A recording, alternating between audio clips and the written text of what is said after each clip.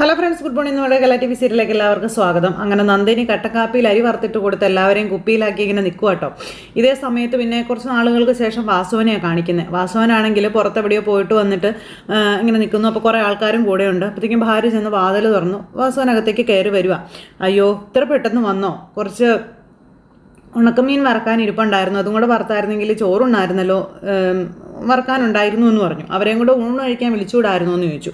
അപ്പം ഞാൻ അവരെ എങ്ങാനും ഊണ് കഴിക്കാൻ ഇങ്ങോട്ട് വിളിച്ചാലേ തീർന്നു എന്നിങ്ങനെ വാസുവും പറയാം. അല്ല, എന്തൊക്കെയാണ് കറിയെന്ന് ചോദിച്ചപ്പോൾ കുറേ കറിയുടെ കാര്യങ്ങൾ ഇങ്ങനെ പറഞ്ഞു. അപ്പോൾ അത് കേട്ടപ്പം ഇത് തന്നെ ധാരാളം, ഇനി മീനൊന്നും വറുക്കാൻ നിൽക്കണം, നീ ചോറ് എടുത്തോളാൻ പറഞ്ഞു. അങ്ങനെ അദ്ദേഹം വന്ന് കൈ കഴുകിയിരുന്നു. ഭാര്യ ചോറും കറികളും ഒക്കെ ആയിട്ട് അങ്ങ് വന്നു. അപ്പം നീ കഴിച്ചോ എന്ന് ചോദിച്ചു. ഞാൻ കഴിച്ചില്ല എന്ന് പറഞ്ഞു. മോള് കഴിച്ചോ എന്ന് ചോദിച്ചു. അവളെന്ത് ചെയ്യുമെന്ന് ചോദിച്ചു. അപ്പോൾ അവൾ ഡാൻസ് ക്ലാസ്സിന് പോയെന്ന് പറഞ്ഞു. അവൻ കഴിച്ചു, റൂമിലുണ്ടെന്നും പറഞ്ഞു. അങ്ങനെ വിശേഷങ്ങളും കാര്യങ്ങളും ഒക്കെ ഇങ്ങനെ സംസാരിച്ചുകൊണ്ടിരിക്കുക.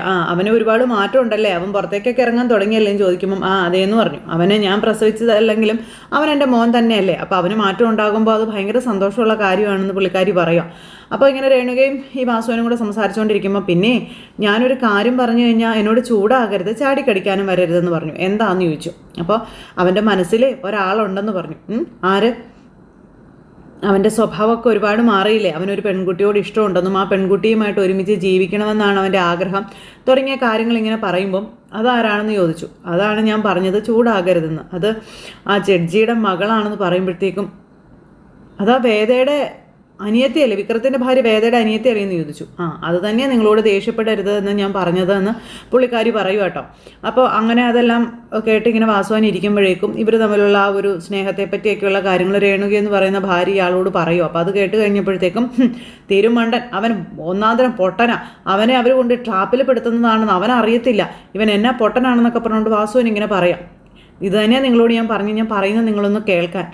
അവൻ്റെ സ്വഭാവത്തിലൊക്കെ ഒരുപാട് മാറ്റങ്ങൾ ഉണ്ടായിട്ടുണ്ട്. അവൻ ഹോസ്പിറ്റലിൽ വെച്ച് 2 തവണ ആത്മഹത്യക്ക് ശ്രമിച്ച് നിങ്ങൾ അറിഞ്ഞായിരുന്നു എന്ന് ചോദിച്ചു.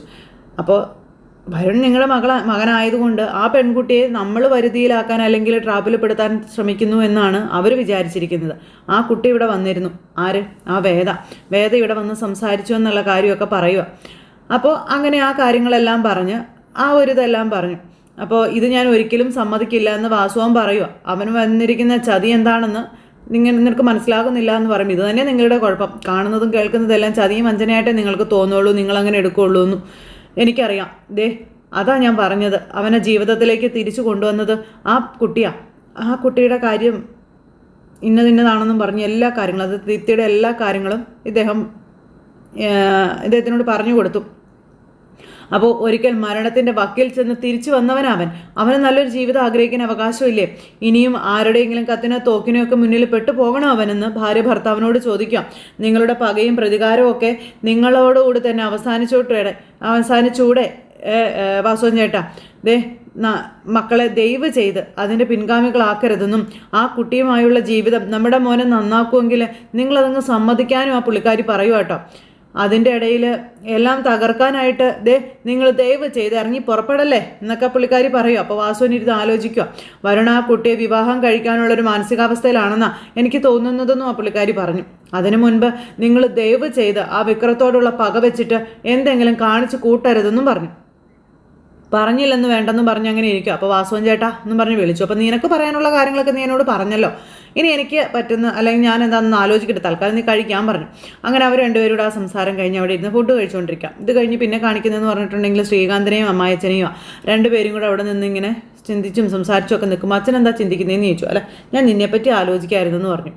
2 പെങ്ങന്മാരും 2 താന്തോന്നികളുടെ കൂടെ ഇറങ്ങിപ്പോയ നിൻ്റെ ഒരു അവസ്ഥയാണ്, അത് ചെറുക്കാനും നിന്നെ കൊണ്ട് കഴിയുന്നില്ല, എന്തൊരവസ്ഥയാണ് എന്നൊക്കെ പറഞ്ഞുകൊണ്ട് ഇങ്ങനെ പറയുക. അപ്പോൾ അങ്ങനെ അമ്മായച്ചൻ ശ്രീകാന്തിനെ കളിയാക്കിക്കൊണ്ട് നിൽക്കുവാണ്. എന്തായാലും മറ്റുള്ളവർ ഇതൊക്കെ നിൻ്റെ അച്ഛന് കിട്ടിയ കർമ്മഫലമാണെന്ന് പറഞ്ഞ് മറ്റുള്ളവരെ വിധിച്ചു കഴിഞ്ഞിട്ട് അവസാനം അയാൾക്കെതിരെ മക്കൾ വിധി പറയുന്നതുപോലെ ആയില്ലേ എന്ന് ഒക്കെ പറയുമ്പോൾ ഞാൻ പരമാവധി പറഞ്ഞാച്ചാൽ ഭീഷണിപ്പെടുത്തി തല്ലി അമ്മ നിരാഹാരം വരെ കിടന്നു. എന്നിട്ടും അവരുടെ തീരുമാനത്തിൽ ഒരു മാറ്റം ഉണ്ടായിട്ടില്ല എന്ന് പറഞ്ഞു. അപ്പം നിനക്കിത് പറയാൻ നാണമില്ലേടാ? തല്ലിക്കൊന്ന് പറമ്പിൻ്റെ ഏതെങ്കിലും മൂലയിൽ കുഴിയെടുത്ത് കത്തിച്ച് കളയല്ലേടാ വേണ്ടതെന്ന് അമ്മായച്ചൻ ചോദിച്ചു. അല്ലെങ്കിൽ ഏതെങ്കിലും ഡാമിൽ കൊണ്ടുപോയി കെട്ടി തൂക്കണമെന്നും പറഞ്ഞു, താഴ്ത്തണമെന്നും പറഞ്ഞു. അപ്പോൾ തറവാടിന് ശാപമായ സന്തതികളെ അങ്ങനെയാണ് ചെയ്യേണ്ടതെന്ന് പറയുമ്പം ഈ രീതിയിൽ പോയി അങ്ങനെ എന്തെങ്കിലും ചെയ്യേണ്ടി വരുമെന്ന് ശ്രീകാന്ത് പറയുക. വാസുമനായി കൂടിച്ചേർന്ന വിക്രമനെ ഒതുക്കുക. അപ്പോൾ അങ്ങനെ വേദയെ തിരിച്ചെത്തിക്കുക. എന്നിട്ട് ദർശനെ കൊണ്ട് വിവാഹം കഴിപ്പിക്കുക. ഇതൊക്കെ ആയിരുന്നില്ലേ നീ ചിന്തിച്ചിരുന്നത്? ഇതൊക്കെ നിനക്കൊക്കെ സ്വപ്നം കാണാനേ അറിയാം, അത് പ്രാക്ടിക്കൽ ആക്കാനേ അറിയില്ല എന്ന് ഇയാൾ പറയുമ്പം അച്ഛൻ ഇങ്ങനെ എന്നെ കുറ്റപ്പെടുത്തി സംസാരിക്കല്ലേ, ഞാൻ ഇതുവരെ എന്തെങ്കിലും ചെയ്തിട്ടുണ്ടെങ്കിൽ അത് അച്ഛൻ പറഞ്ഞിട്ടല്ലേ എന്ന് ചോദിച്ചു. പിന്നെ അച്ഛനുമായിട്ട് ഡിസ്കസ് ചെയ്യാത്ത എന്തെങ്കിലും ഒരു കാര്യം ഞാൻ ഇതുവരെ ചെയ്തിട്ടുണ്ടെന്നും ശ്രീകാന്ത് ചോദിക്കുമ്പോൾ, എടാ ഡിസ്കസ് ചെയ്താൽ മാത്രം പോരടാ, അത് വൃത്തിയായി ചെയ്ത് പൂർത്തിയാക്കാനുള്ള ശേഷി കൂടി ഉണ്ടായിരിക്കണമെന്ന് ഇയാൾ പറയാം. ഇതുവരെ ഒരു കാര്യം പെർഫെക്റ്റ് ആയിട്ട് ചെയ്യുന്നതിനെ കൊണ്ട് കഴിഞ്ഞിട്ടുണ്ടോടാന്ന് ചോദിച്ചു. കൊല്ലാൻ തീരുമാനിച്ച ആദ്യ ദിവസം തന്നെ അവനെ തീർക്കേണ്ടതായിരുന്നില്ലേ? പകരം റോട്ടിലിട്ടിട്ട് പോയതാ കുഴപ്പമായത് എന്നൊക്കെ പറയുമ്പം അത് എൻ്റെ ഐഡിയ ആയിരുന്നില്ലല്ലോ, അച്ഛൻ തന്നെ തീരുമാനിച്ചിരുന്നതല്ലേ അത് എന്നൊക്കെ ചോദിക്കുവാണ്. നമ്മൾ വെറുതെ തർക്കിച്ചത് കൊണ്ട് കാര്യമൊന്നുമില്ല, ഇനിയിപ്പോൾ എന്താന്ന് വെച്ചാൽ തീരുമാനിക്കണം, അതനുസരിച്ച് വേണം കാര്യങ്ങൾ എത്രയും പെട്ടെന്ന് തീർപ്പാക്കാനെന്നൊക്കെ ശ്രീകാന്ത് പറയുമ്പം ഇതിന് തീർപ്പുണ്ടാവണം. വാസവൻ ഈ വിഷയം അറിഞ്ഞാൽ എന്താണ് ഉണ്ടാകാൻ പോകുന്നതെന്ന് അറിയാവുമെന്ന് ചോദിച്ചപ്പം അറിയില്ല എന്ന് പറഞ്ഞു. വിക്രവുമായി അയാൾക്ക് യോജിപ്പില്ല. അത് അനന്ത വിക്രമന്റെ അനിയത്തി അല്ലല്ലോ അയാളുടെ മോൻ വിവാഹം ചെയ്യാൻ ആഗ്രഹിക്കുന്നതും പോകുന്നതും. അറിഞ്ഞ അയാളെ സമ്മതിക്കുക അച്ഛാന്ന് ചോദിക്കുമോ? എന്തുകൊണ്ട് സമ്മതിച്ചൂടാ? നല്ല പേരും പ്രശസ്തിയും സ്ഥാനമാനങ്ങളും അതൊക്കെ ഉണ്ട്, അതുപോലെ ജഡ്ജി, ആവശ്യത്തിന് ബിസിനസ്, പണം, അങ്ങനെ ഒരു ബന്ധം അവന് കിട്ടിയ പുളിക്കോ എന്നൊക്കെ ഇയാൾ ചോദിക്കുക. അതിൻ്റെ ഇടയിൽ കയറി നീ ഇതിന് തടസ്സം നിന്നാൽ ഒരു ശത്രുവിനെ കൂടി നീ ഉണ്ടാക്കുക എന്നുള്ളതല്ലാതെ അതിനകത്ത് വേറെ എന്ത് സംഭവിക്കാൻ? ഒന്നും സംഭവിക്കില്ല എന്ന് പറഞ്ഞു. പിന്നെ എന്ത് വേണം അച്ഛാന്ന് ചോദിച്ചു. തൽക്കാലം അയാളെ പിണക്കാതിരിക്കുക, ആലോചിക്കാൻ അല്പസമയം വേണമെന്ന് നീ അയാളോട് പറയുക. ജസ്റ്റിസ് ശങ്കരനാരായണനെ കൺവിൻസ് ചെയ്യിക്കാൻ സമയം വേണമെന്ന് നീ അയാളോട് പറയുക. അയാൾക്കത് ശരിയാണെന്ന് ശരിക്കും തോന്നിക്കോളും. പക്ഷേ ദീപ്തിയെ അയാളുടെ മകൻ സ്വന്തമാക്കാൻ നമ്മളായിട്ട് അനുവദിക്കരുത് എന്ന് പറഞ്ഞു. നമ്മൾ കൂടി ഒരുമിച്ച് നിന്ന് വിവാഹത്തിൻ്റെ മുന്നൊരുക്കം നടത്താൻ പ്ലാൻ ചെയ്യുന്നതിനിടയിൽ അവൻ ഇല്ലാതാവണം. അതിൻ്റെ കുറ്റം ഒരിക്കലും നമ്മുടെ ചുമലിൽ വീഴാനും പാടില്ല എന്ന കാര്യം പറയാം. അപ്പോൾ ഞാൻ പറഞ്ഞത് എങ്ങനെയാണെന്ന് നിനക്ക് മനസ്സിലായെന്ന് ചോദിച്ചപ്പം ആന്ന് പറഞ്ഞു. എല്ലാം നന്നായി ആലോചിച്ച് ഉറപ്പിച്ച് എടുത്ത് ചാടി ഒന്നും ചെയ്യാൻ പാടില്ല എന്നും പറഞ്ഞു കൊടുക്കുക. എന്നാൽ ആദ്യം നിൻ്റെ അച്ഛനെ വരുത്തിയിലാക്കുക, അതിനുശേഷം എന്ത് വേണമെന്ന് ഞാൻ പറഞ്ഞു തരാമെന്നും പറഞ്ഞു. അങ്ങനെ അതും പറഞ്ഞ് അയാളും കൂടെ അങ്ങനെ അവിടെ നിൽക്കുക. അത് കഴിഞ്ഞ് പിന്നെ ശ്രീകാന്ത് സോപ്പിട്ട് അച്ഛൻ്റെ അടുത്ത് പോയിരിക്കുക. അവിടെ പോയിരുന്നിട്ട് വിക്രത്തെ ഇതിനകത്തേക്ക് വലിച്ചഴിക്കുകയാണ്. വിക്രം പറഞ്ഞിട്ടാണ്, വിക്രം ആ ചെറുക്കനും കൂടെ കൂട്ടുകൂടി ദീപ്തിയെ ചതിക്കാനുള്ള പുറപ്പാടാണെന്നും പറഞ്ഞു. അപ്പോൾ അങ്ങനെയൊക്കെ നടക്കുമോ? വാസവനും അവനും തമ്മിൽ ശത്രുവല്ലേ എന്ന് അച്ഛൻ ചോദിച്ചു. മാത്രമല്ല ആ ചെറുക്കൻ അന്ന് ഹോസ്പിറ്റലായത് വിക്രം ഉപദ്രവിച്ചിട്ടല്ലേ? വിക്രം അതുപോലെ അവനെ അന്ന് ഉപദ്രവിച്ചതാണ്. അതുമാത്രമല്ല വിക്രം അവൻ്റെ അമ്മയെയും പെങ്ങളെയും അവിടുന്ന് കടത്തിക്കൊണ്ട് പോയല്ലേ വീടിൻ്റെ ജപ്തി വരെ ഒഴിവാക്കിയത് തുടങ്ങിയ കാര്യങ്ങളൊക്കെ ഇങ്ങനെ ചോദിക്കും. അതൊക്കെ അച്ഛൻ പറഞ്ഞത് ശരിയാണ്, ഇതൊക്കെ സംഭവിച്ചിട്ടുണ്ട്. പക്ഷേ വിക്രവും ആ ചെറുക്കനും കൂടി അതിനു മുന്നേ ഒരു ധാരണയിൽ എത്തിയിട്ടുണ്ടെന്നുള്ള കാര്യം ശ്രീകാന്ത് പറയുന്നു. അതാണ് എനിക്ക് വിശ്വസിക്കാൻ പറ്റാത്തതെന്ന് അച്ഛൻ പറയുമ്പം അച്ഛൻ വിശ്വസിച്ചേ മതിയാവുള്ളൂ എന്ന് മകൻ. ഈ വാസുവിൻ്റെ മകൻ ആശുപത്രിയിൽ കിടക്കുന്ന കാലത്ത് ഈ വിക്രം ഇടയ്ക്കിടയ്ക്ക് ആ ആശുപത്രി സന്ദർശിക്കാറുണ്ടായിരുന്നത്രേ. വാതിലടച്ച് മണിക്കൂറുകളോളം അവർ സംസാരിക്കാറുണ്ടായിരുന്നെന്ന് ഞാൻ അവിടുത്തെ ഒരു നേഴ്സിൽ നിന്ന് അറിഞ്ഞെന്നുള്ള കാര്യവും പറഞ്ഞു. അപ്പോൾ ഓരോ ശത്രുവിനോട് എത്രമാത്രം അടച്ചിട്ട് സംസാരിക്കേണ്ട എന്ത് കാര്യം അവനുള്ളതെന്ന് ചോദിക്കുമ്പം സത്യമാണ് നീ പറയുന്നതെന്ന് ചോദിച്ചു. അപ്പോൾ പകല് പോലെ സത്യമായ കാര്യമാണ് അച്ഛാ ഇതെന്ന് മകൻ പറയും കേട്ടോ. ഈ കാര്യത്തിൽ അച്ഛനോട് നുണ പറയേണ്ട യാതൊരു കാര്യവും എനിക്കില്ല എന്നും പറഞ്ഞു. എന്നോടും അച്ഛനോടും അവന് തീരാത്ത പകയുണ്ട് എന്നുള്ള കാര്യത്തിൽ സംശയമൊന്നുമില്ലല്ലോ. അത് വീട്ടാൻ പറ്റിയൊരു മാർഗം എന്നുള്ളൊരു നിലയിൽ അവനിപ്പോൾ ഈ വഴി കണ്ടുപിടിച്ചിരിക്കുന്നതെന്ന് പറയുമ്പം വേദയ്ക്ക് ഇത് അറിയാവുമെന്ന് ചോദിച്ചു. അറിഞ്ഞാലും അവളിത് വിശ്വസിക്കുമെന്ന് അച്ഛന് തോന്നുന്നുണ്ടോ എന്ന് മകൻ. വരുണൊരു ഹാബിച്ചുള്ള ക്രിമിനലാണ്, അവനെ കൊണ്ട് നമ്മുടെ ദീപ്തിയെ വരുതിയിലാക്കുക എന്നുള്ളതാണ് അവൻ്റെ പരിപാടി. ഈ പൊട്ടിപ്പെണ്ണാണെങ്കിൽ അവൻ്റെ കുഴിയിൽ പോയി ചാടുകയും ചെയ്തു. വാസുവിൻ്റെ മകനും വിക്രവും തമ്മിൽ അങ്ങനെ ഒരു ധാരണയുള്ളത് വാസുവിന് അറിയില്ല. അറിഞ്ഞിട്ടും അയാൾ എന്തിനാ വിക്രമത്തിനെ ആക്രമിക്കാൻ പോയതെന്നൊക്കെ ചോദിക്കുമ്പം വാസുവിനും വിക്രവും തമ്മിൽ ശത്രുതയിലാണെന്ന് നമ്മളെ കാണിക്കാനുള്ള ഒരു പ്ലേ ആയിരുന്നെങ്കിലും അത്.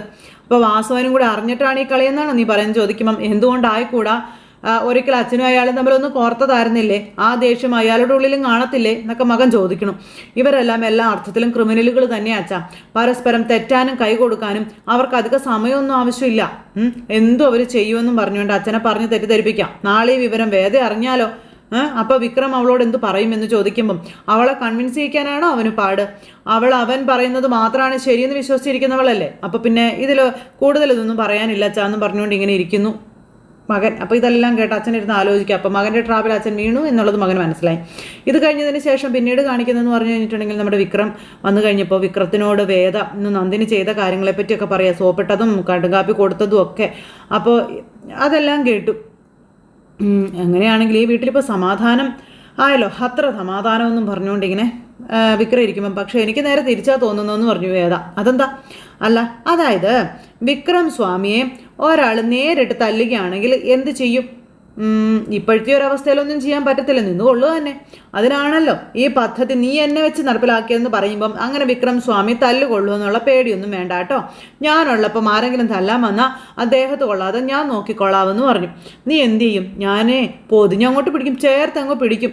അപ്പോൾ അത് എൻ്റെ വിക്രം സ്വാമിക്ക് വേണ്ടി. അപ്പോൾ അത്രയ്ക്ക് തല്ലുകൊള്ളാനുള്ളത് ആരോഗ്യമൊക്കെ നിൻ്റെ ബോഡിയിലുണ്ടോ എന്ന് ചോദിക്കുമ്പോൾ എൻ്റെ വിക്രം സ്വാമിക്ക് വേണ്ടിയല്ലേ എന്ന് പറഞ്ഞ് വേദം ഇങ്ങനെ ഇരിക്കുക. പിന്നെ ഇനി ഞാൻ ചോദിച്ചതിന് ഉത്തരം പറയാം. സ്വാമി ആയിരുന്നില്ലെങ്കിൽ ഒരാൾ നേരിട്ട് തല്ലാൻ വന്നാൽ എന്ത് ചെയ്യുമെന്ന് ചോദിച്ചു. അപ്പം തിരിച്ചു ചെല്ലും, അത്രേ ഉള്ളൂ. പരമാവധി ഇങ്ങോട്ടടി കിട്ടാതെ നോക്കും. പക്ഷേ ചിരിച്ചുകൊണ്ട് പുറകെ നിന്ന് കുത്തേൽക്കാനുള്ള അവസരം ഉണ്ടാക്കിയാലോ? അപ്പോൾ എന്തു ചെയ്യും? കൊള്ളു തന്നെ, വേറെ മാർഗമൊന്നുമില്ല എന്ന് വിക്രം പറഞ്ഞു. പക്ഷേ അതിന് സാധ്യതയുണ്ടെന്ന് കരുതിയിരുന്നാൽ ഒരു പക്ഷെ അതിൽ നിന്ന് നമുക്ക് രക്ഷപ്പെടാൻ പറ്റില്ല എന്ന് ചോദിച്ചു. തീർച്ചയായിട്ടും ഒരു പരിധി വരെ. നന്ദിനി അടുത്തിടെ ആ ഒരു സോറിയും അങ്ങനെ അങ്ങ് കരുതിയാൽ മതിയെന്ന് പറഞ്ഞു. ഇത്തിരി കൂടി അപകടം പിടിച്ച എന്തോ ഒരു ബോംബ് നന്ദിനി അടുത്ത് നമുക്കെതിരെ ഒരുക്കി വെക്കുന്നുണ്ടെന്നുള്ള കാര്യം ഉറപ്പാ. സൂക്ഷിച്ചു നിന്നാൽ നമുക്ക് രക്ഷപ്പെടാമെന്ന് പറഞ്ഞു. എന്ന് പറഞ്ഞിരിക്കുന്നു വിക്രം. അപ്പോഴാണ് അച്ഛൻ വിളിക്കുന്നത്. അച്ഛൻ്റെ കോള് വന്നു കഴിഞ്ഞപ്പം ഹലോ എന്ന് പറഞ്ഞ് ചാടി എടുത്തു. എനിക്ക് നിന്നെ അത്യാവശ്യമായിട്ടൊന്ന് കാണണം, നാളെ കോടതിയിലേക്ക് പോകുന്ന വഴി എന്നെ കണ്ടിട്ടേ പോകാവുള്ളൂ എന്നും ഇന്ന സ്ഥലത്ത് ഇന്ന സമയത്ത് ഞാൻ കാത്തു നിൽക്കും, അങ്ങോട്ട് വരണമെന്നും പറഞ്ഞ് ഫോൺ അങ്ങ് കട്ട് ചെയ്തു. അത് കഴിഞ്ഞപ്പം വിക്രം ചോദിച്ചു ആരാ വിളിച്ചതെന്ന് ചോദിച്ചു. അപ്പോൾ അച്ഛനാ വിളിച്ചത്, നാളെ എന്നെ അത്യാവശ്യമായിട്ട് കാണണമെന്ന് പറഞ്ഞെന്ന് പറഞ്ഞു. നീ ചെല്ല്, എന്തെങ്കിലും പുതിയ പണി തുടങ്ങി കാണും എന്ന് പറയുമ്പോൾ എന്ന് പറഞ്ഞ് വേദം ഇങ്ങനെ നോക്കുക കേട്ടോ. പിന്നെ അച്ഛൻ, അതായത് ശങ്കരൻ ഭാര്യയ്ക്ക് ജ്യൂസുമായിട്ട് ചെല്ലും. അപ്പോൾ അത് സ്വീകരിച്ചില്ല. അപ്പോൾ ദേ സെക്രട്ടേറിയറ്റിന് മുന്നിൽ പല ആവശ്യങ്ങളും ഉന്നയിച്ച് പലരും സമരം നടത്തുന്നത് കണ്ടിട്ടുണ്ട്. അപ്പോൾ അവർ തന്നെ വോട്ട് ചെയ്ത് വിജയിപ്പിച്ചവരാണെങ്കിലും അതിലേ പോകുന്ന MLA-മാരോ മന്ത്രിമാരോ അവരെ കണ്ട ഭാവം പോലും വെക്കാറില്ല. നീ പട്ടിണി കിടക്കുന്നതും അതുപോലെ തന്നെയാണെന്ന് അച്ഛൻ പറയുവാണ്. അവളിത് കണ്ട ഭാവം പോലും വെച്ചിട്ടില്ല എന്നും പറഞ്ഞു. അപ്പോൾ എത്ര നാൾ അവളിങ്ങനെ കഴിയുമെന്ന് എനിക്കൊന്ന് കാണണം എന്നിങ്ങനെ അദ്ദേഹത്തിനോട് പറയും. അവർ മത്സരിക്കാൻ പോയിട്ട് കാര്യമില്ല പത്മം, ഈ വാശിയിൽ അവൾ ഒറ്റയ്ക്കല്ല എന്ന് നീ ഓർക്കണമെന്ന് പറഞ്ഞു. നമ്മൾ 2 പെൺമക്കളും നമ്മളെ വഞ്ചിച്ചു എന്ന് ഞാൻ നിന്നോട് പറഞ്ഞിരുന്നില്ലേ എന്ന് ചോദിച്ചു. അത് സത്യമായിട്ടുള്ള കാര്യം തന്നെയാണെന്ന് ഈ പറയാം. ഇത് ആസൂത്രിതമായിട്ടുള്ളൊരു പദ്ധതിയാണെന്നും നിർഭാഗ്യവശാൽ അത് പ്ലാൻ ചെയ്യുന്നത് നമ്മുടെ മൂത്ത പുത്രിയുടെ ഭർത്താവാണെന്നും പറഞ്ഞു. അപ്പോൾ എനിക്ക് മനസ്സിലായില്ല, വാസുവിൻ്റെ മകനെ കൊണ്ട് ദീപ്തിയെ ട്രാപ്പിലാക്കുന്നതേ വിക്രമാണെന്നത്രേ. അപ്പോഴേക്കും പത്മത്തിന് ഞെട്ടല്. അതാ നിന്നോട് ഞാൻ പറഞ്ഞത്, നീ പട്ടിണി കിടക്കുന്നത് കൊണ്ട് ഈ പ്രശ്നങ്ങളും കാര്യങ്ങളൊന്നും മാറില്ലെന്ന്. നീ ഇത് കുടിക്കാൻ പറഞ്ഞു. ഓഹോ, അങ്ങനെയോ? ഇത്രയും നാളും നമ്മൾ അനുഭവിച്ചതൊക്കെ ശങ്കരേട്ടന് ഓർമ്മയില്ലേ? ഇനി ഇതിൽ തോറ്റു കൊടുക്കാൻ ഞാൻ തയ്യാറല്ല. ആരാ ജയിക്കുന്നത് ഞാൻ നോക്കട്ടെ എന്ന് പറഞ്ഞു. പുള്ളിക്കാരി അവിടെ ഇരിക്കുക. അദ്ദേഹം അവിടെ നിന്ന് അങ്ങ് പോയി. അതിനെപ്പറ്റി ആലോചിച്ച് അമ്മ അവിടെ ഇരിക്കുന്നു. അത് കഴിഞ്ഞ് പിന്നെ വേദയെ കാണാനായിട്ട് അച്ഛൻ വന്ന് നിൽക്കും. അച്ഛനെ കണ്ടപ്പോൾ വേദയ്ക്ക് ഭയങ്കര സന്തോഷം. അപ്പോൾ നിൻ്റെ ഭർത്താവിന് സുഖം തന്നെയല്ലേ എന്ന് അദ്ദേഹം ചോദിച്ചു കേട്ടോ. വേദ അന്തം വിട്ട് നോക്കുമ്പോൾ എന്താ നോക്കുന്നതെന്ന് ചോദിച്ചു. അല്ല, സാധാരണ അച്ഛൻ അന്വേഷിക്കാറൊന്നും അല്ലല്ലോ അത്, അതുകൊണ്ട് ഒന്ന് അത്ഭുതപ്പെട്ടു പോയതാണെന്ന് വേദ പറയണം. സുഖമാകാതിരിക്കാൻ വഴിയൊന്നുമില്ലല്ലേ. പക വീട്ടാൻ അവസരം കിട്ടുമ്പോഴേ ചിലരുടെ മനസ്സിന് സന്തോഷം കൂടുകയുള്ളൂ എന്നിങ്ങനെ അദ്ദേഹം പറഞ്ഞു. അച്ഛൻ പറയുന്നത് എനിക്ക് മനസ്സിലാകുന്നില്ലല്ലോ എന്ന് വേദ പറയുമ്പം, ഇങ്ങനൊരവസ്ഥയിൽ നിന്റെ മുന്നിൽ വന്ന് നിൽക്കേണ്ടി വന്നതിൽ എനിക്ക് ഒരുപാട് ബുദ്ധിമുട്ടൊക്കെ ഉണ്ട്. പക്ഷെ വേണ്ടി വന്നാൽ വേറെ നിവൃത്തിയില്ലാതെ പോയില്ലേ ചോദിച്ചു. അപ്പോൾ പോയിന്റ് ദ കോർ, അച്ഛൻ എന്നും പറയാറുള്ള കാര്യം അതാണ്. ഇങ്ങനെ വളഞ്ഞു മൂക്ക് പിടിക്കാൻ ശ്രമിച്ചിട്ടുണ്ടെങ്കിൽ അച്ഛൻ്റെ സമയം പോകും, എനിക്ക് കാര്യമായിട്ട് മനസ്സിലാവാനും പോണില്ല. അപ്പോൾ നിനക്ക് കാര്യങ്ങളൊക്കെ നന്നായി അറിയാം, അതുകൊണ്ടാണല്ലോ നീ ദീപ്തിയെ കാണാനായിട്ട് അങ്ങോട്ട് വന്നതെന്ന് പറയുമ്പോൾ, നീ നിന്റെ ജീവിതം തിരഞ്ഞെടുത്തപ്പോൾ ഞങ്ങൾ ആകുന്നത്ര വിലക്കി തടസ്സം പറഞ്ഞു. വീണ്ടും വീണ്ടും നിന്റെ കാല് പിടിച്ച് അപേക്ഷിച്ചു, പക്ഷെ നീ തിരിച്ചു വന്നില്ല. അതേ പാതയിലേക്ക് നീ നിന്റെ അനിയത്തിയെ കൂടി കൊണ്ടുപോവുകയാണെങ്കിൽ എനിക്കത് സഹിക്കാൻ കഴിയില്ല വേദ എന്ന് അച്ഛൻ പറഞ്ഞു. അച്ഛൻ എന്തറിഞ്ഞിട്ട് ഈ പറയുന്നു ചോദിച്ചു. ഞാൻ അവിടെ വന്നത് ദീപ്തിയോട് ആ ബന്ധത്തിൽ നിന്ന് പിന്മാറണമെന്ന് പറയാൻ വേണ്ടിയിട്ടാണെന്ന് പറയുമ്പം ഞാൻ നിന്നെ വിശ്വസിക്കണമെന്നാണോ നീ പറയുന്നത് ചോദിച്ചു. അപ്പോൾ അച്ഛൻ എന്തുകൊണ്ട് വിശ്വസിക്കുന്നില്ല എന്നാണ് എനിക്ക് അച്ഛനോട് ചോദിക്കാനുള്ളതെന്ന് പറയുമ്പോൾ നിന്റെ ഭർത്താവ് എൻ്റെ കുടുംബത്തോട് പരസ്യമായി യുദ്ധം പ്രഖ്യാപിച്ചിട്ടുള്ളത് കൊണ്ടാണെന്ന് അദ്ദേഹം പറഞ്ഞു. അപ്പം അത് കേട്ട് വേദം ഇങ്ങനെ നിൽക്കും. അപ്പം നിന്നോട് പൊരുത്തു വരാൻ തുടങ്ങായിരുന്നു ഞാൻ. കാലം പീലിയാത്ത മുറിവുകളില്ല എന്ന് എല്ലാവരെ പോലെ ഞാനും വിശ്വസിക്കാനായിട്ട് ശ്രമിക്കായിരുന്നു എന്നും പക്ഷേ നീ അത് അർഹിക്കുന്നില്ല എന്നും പറയൂ, അഥവാ നിന്റെ ഭർത്താവ് അതിന് സമ്മതിക്കുന്നില്ല എന്ന് പറഞ്ഞു. അപ്പോൾ വിക്രം എന്ത് ചെയ്യുന്നു എന്ന് അച്ഛനീ പറയുന്നേ? വാസുവിൻ്റെ മകനെ കൊണ്ട് എൻ്റെ മകളെ കെണിയിൽ വീഴ്ത്താൻ നോക്കുന്നു. ഓ മൈ ഗോഡ്, ആര് പറഞ്ഞു അച്ഛനോട് ഇത് എന്ന് വേദ അന്നേരം അച്ഛനോട് ചോദിക്കും കേട്ടോ. വാദവും പ്രതിവാദവും കേട്ട് ഈട പിരിച്ചു നോക്കുന്ന വിധി നോക്കുന്ന അച്ഛനാണോ ഈ കള്ള കഥ കേട്ട പാടെ വിശ്വസിച്ച് വിക്രത്തിനെതിരെ ഇങ്ങനെ ഇറങ്ങി പുറപ്പെടുന്നതെന്ന് വേദ ചോദിക്കുമ്പോൾ മതി, നീ കൂടുതൽ ഇനി വിശദീകരിക്കേണ്ട ആവശ്യമൊന്നുമില്ല എന്ന് പറഞ്ഞു. അവൻ എങ്ങനെയുള്ളവനാണെന്നും എന്തൊക്കെ ചെയ്യുമെന്നും എനിക്ക് ഊഹിക്കാവുന്നതേ ഉള്ളൂ എന്നും ശങ്കരൻ ഇങ്ങനെ വേദയോട് പറയാം. പക്ഷെ ഒന്നുണ്ട്, ദീപ്തിയുടെ ജീവിതത്തെ കൂടി എടുത്ത് പന്താടാനാണ് അവൻ ഉദ്ദേശിക്കുന്നതെങ്കിൽ പണിക്കത്ത് ശങ്കരനാരായണന്റെ യഥാർത്ഥ മുഖം അവൻ കാണുമെന്നും പറഞ്ഞു വേദയെ പറഞ്ഞു പേടിപ്പിച്ച് അച്ഛൻ എങ്ങനെ നിൽക്കുന്നിടത്ത് ഇന്നത്തെ നമ്മുടെ കഥ അവസാനിച്ചു. അപ്പോൾ എല്ലാവരും കാത്തിരുന്ന് കാണണേ. എല്ലാവർക്കും ടാറ്റാ.